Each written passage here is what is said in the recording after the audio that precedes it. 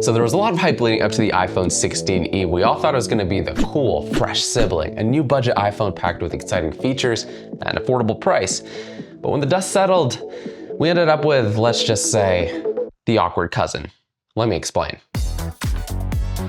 The 16e's $599 price tag instantly sucked the excitement out of this phone. The numbers speak for themselves. Our rumors video got more views than the actual review, which tells me people just didn't care or didn't really get it. This isn't the small or budget iPhone you were looking for.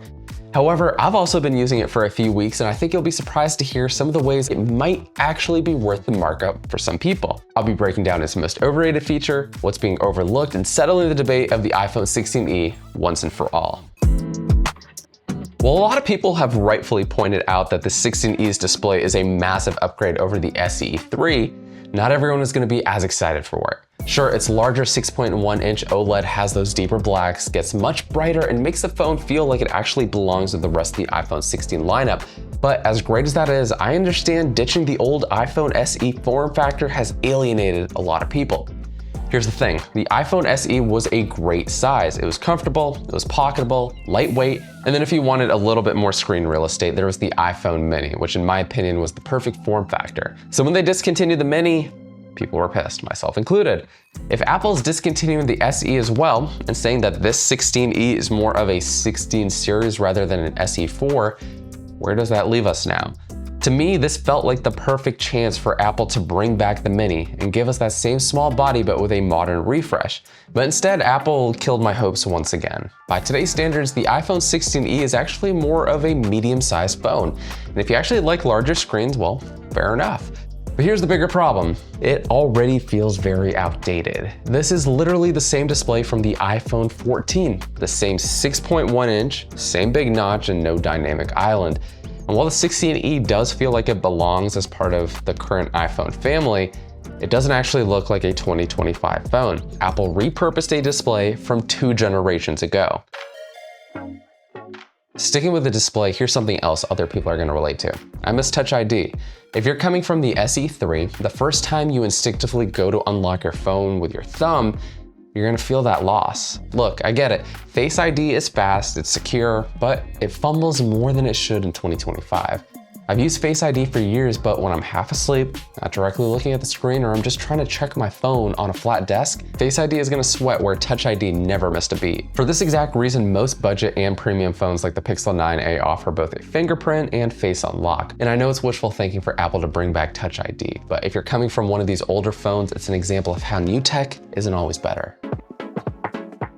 Funny enough, when I was first brainstorming the idea for this video, I thought this would be where I'd begin to praise the iPhone 16e's 48 megapixel single camera and tell you how too many reviewers are hating on it because, yeah, it's actually pretty good. But then the Pixel 9a dropped and I was brought back to reality that even true budget phones can and should have a really good dual or even triple camera setup.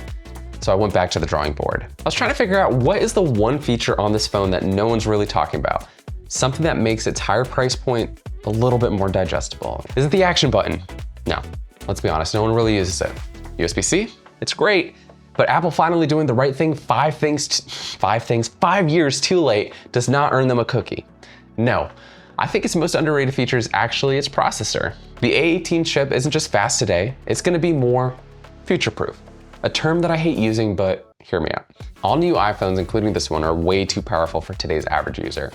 But it's that overkill that keeps them running smoothly long after most Android phones at this price point start to show their age. And sure, we're eventually gonna see more demanding apps and games that'll push this hardware to its limits, but for 95% of what you're doing, messaging, taking photos, browsing the web, and buying stuff on Amazon that you don't really need, this phone won't just feel fast today, it'll stay fast for years to come. And that's where I think Apple Intelligence comes in. Right now, the AI features rolling out with iOS 18 are pretty basic and more natural and personal Siri integration. The big things that they're advertising won't even arrive until later this year.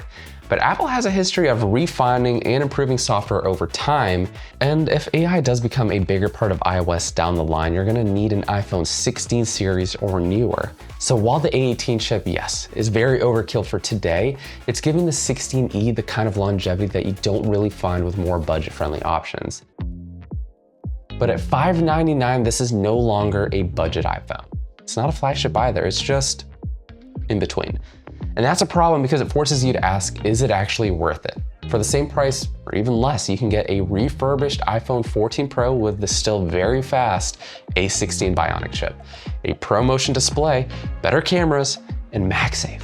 What used to be so great about the SE series was that it gave you the iPhone experience at the lowest possible price. But now, Apple just made it more expensive than ever to enter the ecosystem. And maybe that's the real takeaway. The iPhone 16e is arguably overpriced, but for some people, it's still a smart investment.